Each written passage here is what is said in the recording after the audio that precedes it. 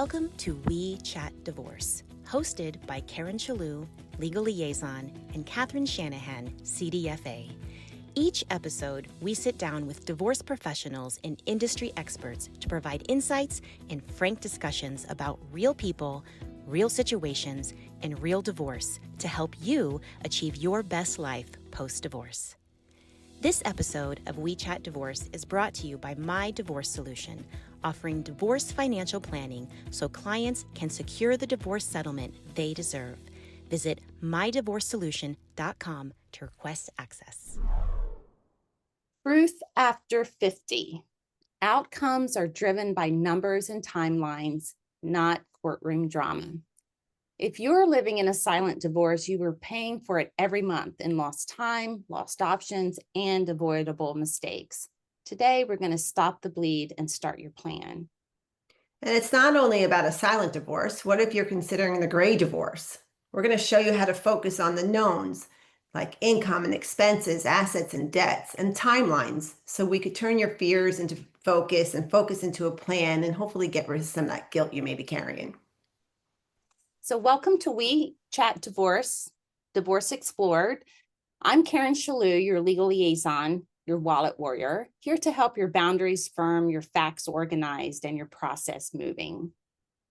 I'm Shanahan, CDFA, and for over 30 years, I've translated complex financial lives into clear settlement scenarios for clients, mediators, and attorneys to use. We built the MDS method so that you don't have to guess your way through divorce.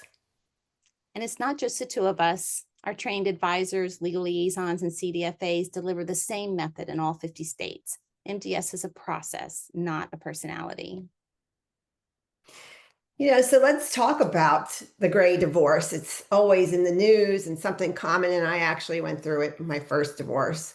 After 50, though, you have to think about the outcomes that are driven by numbers and timelines. You're approaching or preparing for retirement ages. You have to think about Medicare and COBRA, windows and pension triggers, Social Security, housing cash flow, and emotions do matter. But the calculations are what's going to help you decide whether you should stay or go.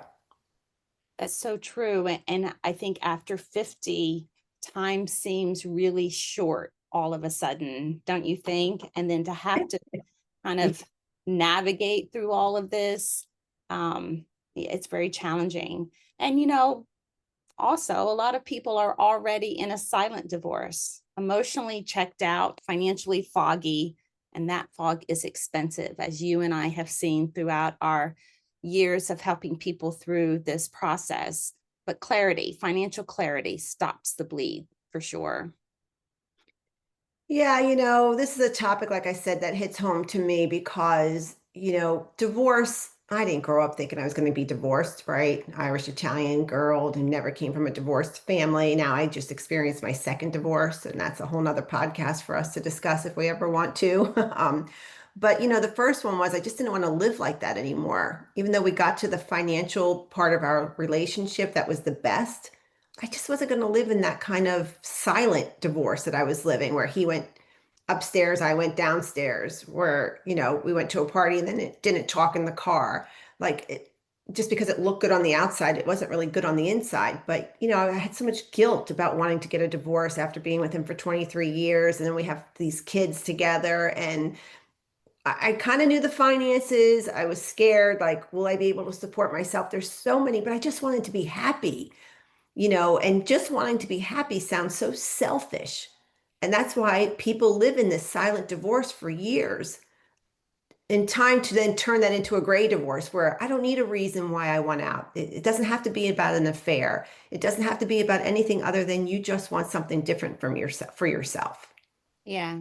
And do you believe that some people have the misconception that they need to decide to get divorced before they start to prepare and get it figured out what it would look like?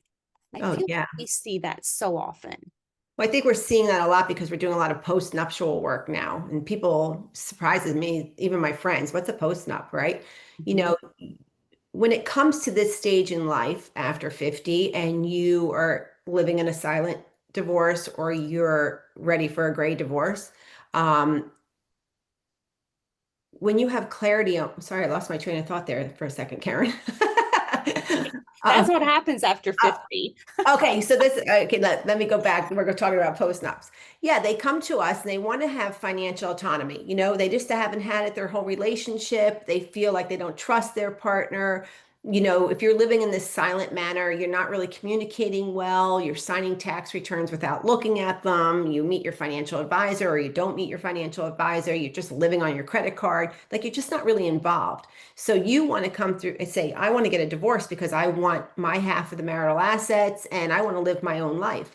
So when they come to our process and we get to meet with both parties to put out what their intent would be, they kind of realize, well, wait a minute, if we could live separately or if we're on the same page separately financially, meaning you each control your own assets, or we now have autonomy and I have a clear understanding, well, maybe I don't really want a divorce. Maybe I just want to legally stay married, but have a post-nuptial agreement. Because at my divorce solution, our role is not to tell you whether to get divorced or not. Our role is to make sure you're financially clear on the impact of the decisions you're making. And that is whether or not you stay or go as well. That's so true. And, even if you flip that and, when our clients are the wage earner or the one that's managed the money, we see that more and more. It's also important for you to know what it would look like. What would your responsibilities be, short term and long term? And then how do you make that work for everybody? Because typically kids, grandkids are involved by then. And it is a very unnerving situation. But at the end of the day, people don't need to decide what next steps are going to be. You can just decide to get clear on what it would look like relative to, the laws in your state, things like that. So you can make a plan and then have better discussions from a place of knowing instead of a place of emotion. Because if you don't have that clarity, you're definitely starting to have the conversations from a place of emotions. That's really hard to navigate through, especially when the relationship has become so complacent. Oh my gosh, do you remember the case? I'll never forget this case, and I hope I don't tear up thinking about it, but she was living in a silent divorce as we're defining it right now. And for years, I think they were married 30 something years, and she came to us by a referral, and she just wanted to know with what information she had, what it would look like. And when she found out that they actually had 3 times or 4 times the amount of money that they actually had, because she didn't understand the statements, the values, and so forth, which, don't beat yourself up if that's how you feel right now, too, because we see attorneys who put the wrong information down. Um, but she started to cry, meaning, oh my gosh, I can live on my own. Like I'll have more money living on my own than he's allowing me to tap into living married. And I've been sitting here like following his every wish, demand, or what have you, because I felt so financially trapped. And she, then we got her with an attorney and she proceeded to get a divorce. But she was so relieved. Imagine the stress of that for 30 something years. And then to get the Yeah. realization that, oh, okay, this isn't husband's because it's in his name. It's still a marital asset. It doesn't matter whose name it is in. It matters when you acquired it and how you acquired it, if it's marital or not. Yeah. And you can know that information so you can make a decision. And sometimes, as we've seen, getting financial clarity sometimes means that you want to stay together. Like sometimes it means you want to work on your marriage. Sometimes it means I don't want to work on my marriage. Sometimes it means I don't care if I have to reduce my lifestyle. I want this freedom.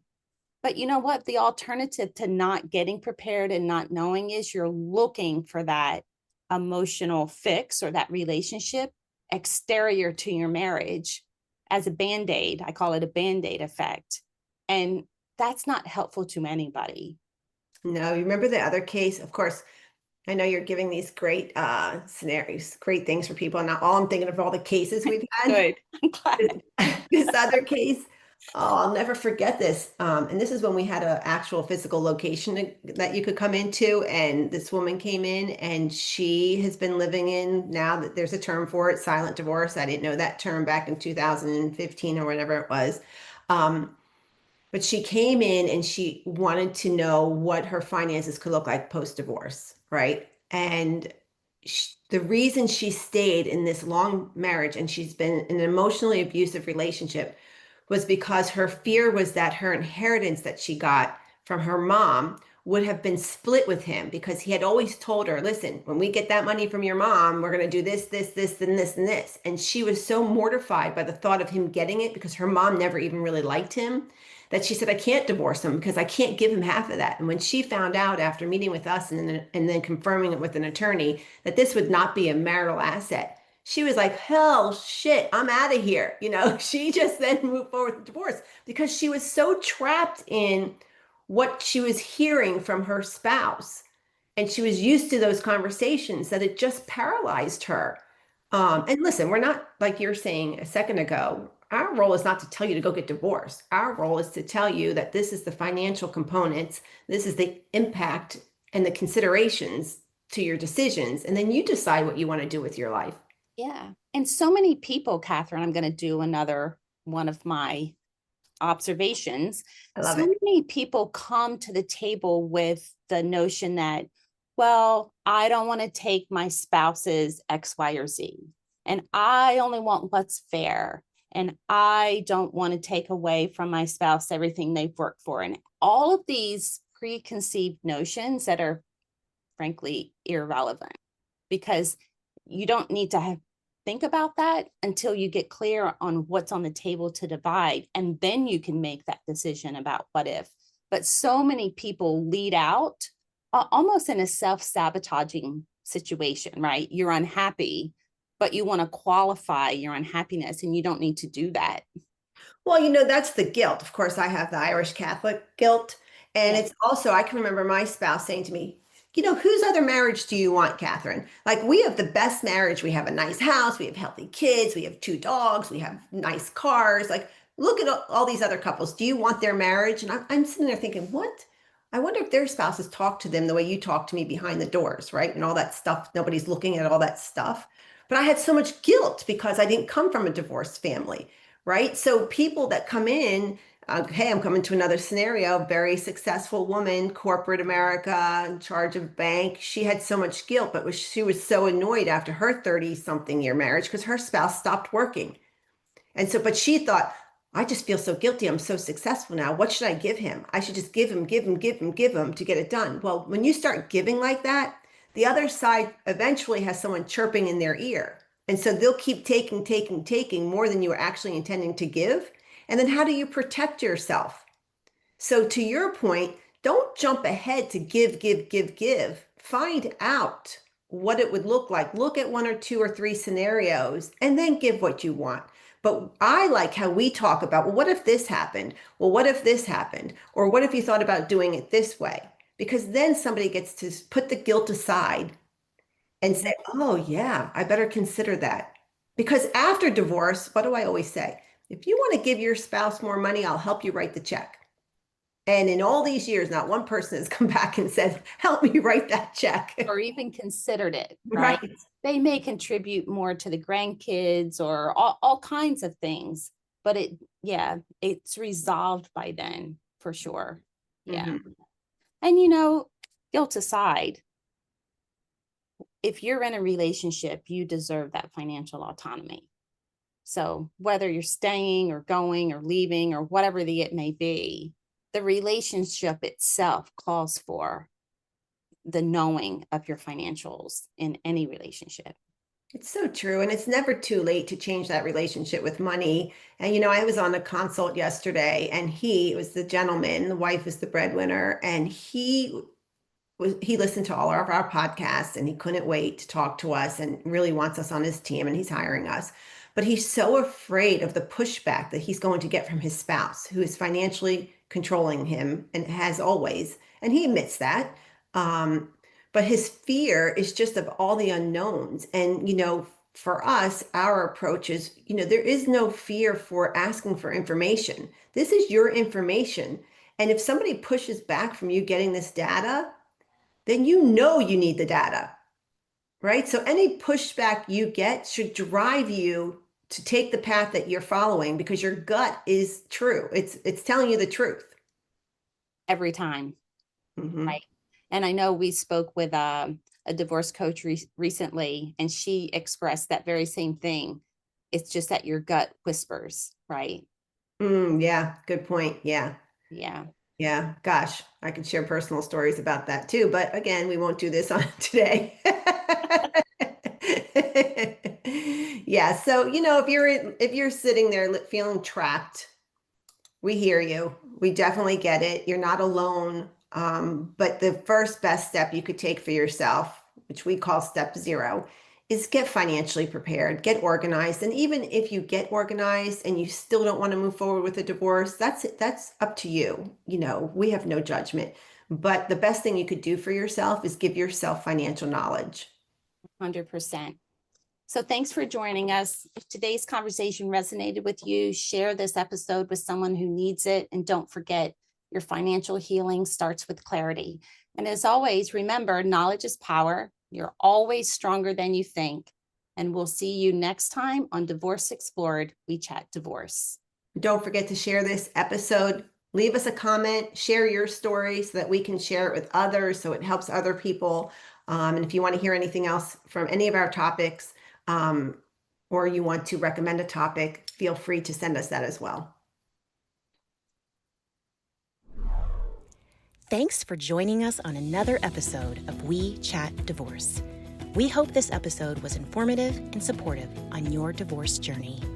If you're looking for more support for navigating divorce with confidence and clarity, head over to mydivorcesolution.com for more podcast episodes, divorce events, and resources for your divorce. We'll see you back here for our next episode.